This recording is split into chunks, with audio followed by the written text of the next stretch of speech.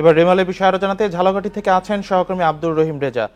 রেজা, আর 2 থেকে 3 ঘন্টার মধ্যেই প্রবল ঘূর্ণিঝড় রেমাল দুর্বল হয়ে ঘূর্ণিঝড়ের রূপ নেবে। এখন সেটি উপকূল অতিক্রম করে কয়রার কাছে আছে, যেখান থেকে আমরা শুনছিলাম।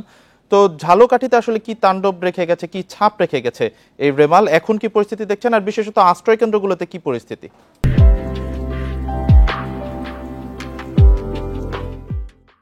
জি দেখুন, আসলে আশ্রয়কেন্দ্রে সকাল হওয়ার পর থেকে অধিকাংশ আশ্রয়কেন্দ্র থেকে আসলে কিন্তু লোকজন নিজ বসতিতে যাচ্ছে আসলে খোঁজ নেওয়ার জন্য যে রাতে আসলে কি পরিমাণ ক্ষয়ক্ষতি হয়েছে। আমরা কিছুক্ষণ আগে জেলা প্রশাসকের সাথে কথা বলেছিলাম। তিনি আমাদেরকে যেটা জানিয়েছেন যে জেলা প্রশাসনের যে সকল কর্মকর্তা রয়েছেন, অর্থাৎ ক্ষয়ক্ষতি নিরূপণ করবেন, তারা মাঠে কাজ করছেন। এই মুহূর্তে আসলে স্পেসিফিক বলতে পারতেছেন না যে কি পরিমাণ ক্ষয়ক্ষতি হয়েছে। আর ঝড়ের যে ক্ষয়ক্ষতি, আমি সকালে বেশ কয়েকটি জায়গায় গিয়েছিলাম।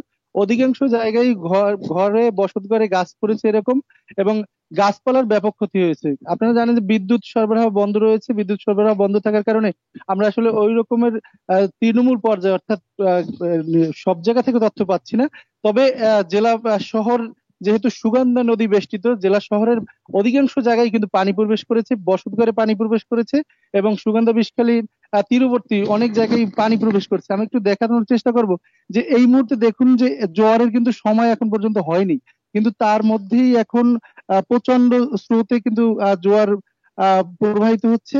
এবং এই যে পানির গতি, তা দেখে বোঝাই যাচ্ছে যে আরো অনেক সময় এরকমের পানি প্রবাহিত হবে। পানি প্রবাহিত হওয়ার ফলে আসলে পানিটা আরো বাড়বে। এখন ইতিমধ্যে কিন্তু অনেক বসতি এলাকায় ঘর বাড়িতে পানি প্রবেশ করে গিয়েছে। এখন আসলে দেখানো যাচ্ছে না জুম দিয়ে।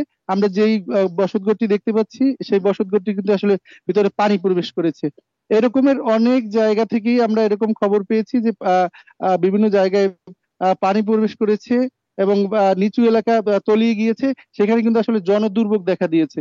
অনেক জায়গায় আমরা দেখেছিলাম যে লোকজন আশ্রয় কেন্দ্রে না গেলেও তারা কিন্তু আসলে রাত জেগে পুরো বিষয়টি পর্যবেক্ষণ করছিল যে আসলে কোন দিকে যায়, কি পরিমাণ ঝড়ের তীব্রতা বাড়ে। রাত্র 2টা থেকে 3:30 4টা পর্যন্ত কিন্তু ঝড় এবং বৃষ্টি সমানই ছিল। এরপরে কিছু সময় বৃষ্টি কম ছিল, এরপরে বাতাস ছিল।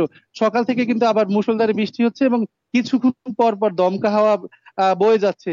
এ কারণে কিন্তু অনেক জায়গায় গাছের গোড়া নরম হওয়ার কারণে অনেক জায়গায় গাছ উপড়ে পড়ছে, এবং বসতিতে গাছ পড়ছে।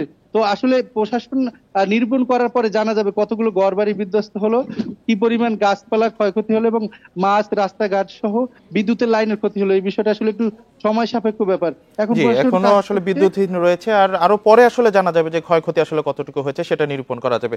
ঝালকাঠি থেকে জানাচ্ছিলেন সহকর্মী আব্দুর রেজা।